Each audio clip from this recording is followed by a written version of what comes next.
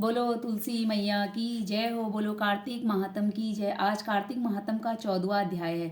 नारद जी ने कहा, हे राजन, इस प्रकार आप उसको धर्म पूर्वक राज्य करते देखकर देवता क्षुब्ध हो गए। उन्होंने देवादिदेव भगवान शंकर का मन में स्मरण करना आरंभ कर दिया। कितने ही प्रकार से स्तुति की, तब भक्तों की मनोकामना पूरी करने वाले शंकर जी ने नारद जी को बुलाकर देव कार्य करने की इच्छा से उनको पूरी भेजा। शंकर भक्त नारद भगवान शंकर की आज्ञा से देवपुरी में गए। इंद्र आदि सभी देवता व्याकुल हो शीघ्रता से उठकर श्री नारद जी की स्तुति करने लगे। उत्कंठा भरी दृष्टि से सबने नारद जी की ओर देखा, अपने सब दुखों को कहकर उसे नाश करने की प्रार्थना की। नारद जी ने कहा, मैं सब कुछ जानता हूँ, इसलिए अब मैं दैत्यराज जलंधर के पास जा रहा हूँ। ऐसा कहकर देवताओं को आस्वादित कर श्री नारद जी ने जलंधर की सभा में आए। जलंधर ने नारद जी के चरणों की पूजा कर हंसते हुए कहा, हे ब्राह्मण, कहिए आप कहाँ से आ रहे हैं और कहाँ कहाँ पर आपने क्या क्या देखा, यहाँ कैसे आए? मेरे योग्य जो सेवा हो उसके लिए मुझे आज्ञा दीजिए। जलंधर के इस प्रकार के वचन सुनकर नारद जी प्रसन्न होकर बोले, हे दानवराज महाबुद्धिमान जलंधर, तुम धन्य हो, क्योंकि इस समय सब रत्नों के भोक्ता एक तुम ही हो।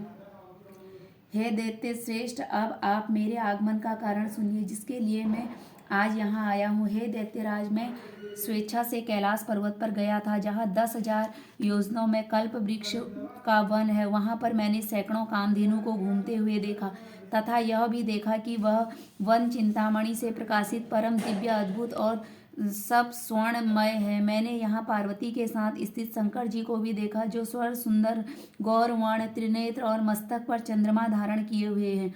यह देखकर मुझे बड़ा आश्चर्य हुआ कि इनके समान समृद्धिशाली त्रिलोकी में कोई है या नहीं। हे देवेंद्र, उसी समय मुझे तुम्हारी भी समृद्धि का स्मरण हो आया है। देखने की इच्छा से तुम्हारे पास आया हूँ। यह सुन जलंधर को बड़ा हर्ष हुआ। उसने नारद जी को अपनी सब समृद्धि दिखला दी। इसे देखकर देवताओं का कार्य करने में इच्छुक शिव प्रेरित नारद ने जलंधर की बड़ी प्रशंसा की और कहा, निश्चित ही तुम त्रिलोकपति होने के योग्य हो। तुम्हारे लिए ऐसा होना कोई विचित्र बात नहीं है। मैं देखता हूँ और जो तुम्हारे पास सब कुछ है, किसी बात की कमी नहीं है। ऐरावत, उच्चाश्रवा, घोड़ा, कल्प वृक्ष और कुबेर की निधि तुम्हारे पास है। मणियों और रत्नों के ढेर भी तुम्हारे पास लगे हुए हैं। ब्रह्मा जी का हंस युक्त विमान भी तुम्हारे पास है, और तो पाताल और पृथ्वी पर जितने भी रत्न आदि हैं, यह सब तुम्हारे ही हैं। मैं तुम्हारे इस प्रकार के रत्न ऐश्वर्य को देखकर बड़ा प्रसन्न हूँ, परंतु तुम्हारे पास कोई स्त्री रत्न नहीं है, इसलिए तुम्हारा यह सब कुछ फीका है। तुम कोई स्त्री रत्न ग्रहण करो। नारद जी के इस प्रकार के वचन सुनकर दैत्य काम से व्याकुल हो उसने नारद जी को प्रणाम करके पूछा कि ऐसी स्त्री कहाँ मिलेगी जो सब रत्नों से श्रेष्ठ हो? यदि ऐसा रत्न कहीं मिले तो मैं उसे अवश्य लाऊंगा। देवर्षि नारद बोले, ऐसा रत्न तो कैलाश पर्वत पर योगी शंकर के पास ही है। उसकी स्वर्ण सुंदरी पत्नी देवी पार्वती बहुत ही मनोहर है। उसके समान सुंदरी मैंने आज तक नहीं देखी। शंकर से बढ़कर समृद्धिमान दूसरा कोई नहीं है। इससे इस रत्न की महिमा तीनों लोकों में कहीं भी नहीं है। तभी तो परम विभक्त आत्मा राम शंकर भी उसके वश में हो गए हैं। देवर्षि नारद उस दैत्य से ऐसा कहकर कार्य करने की इच्छा से आकाश मार्ग से चले गए।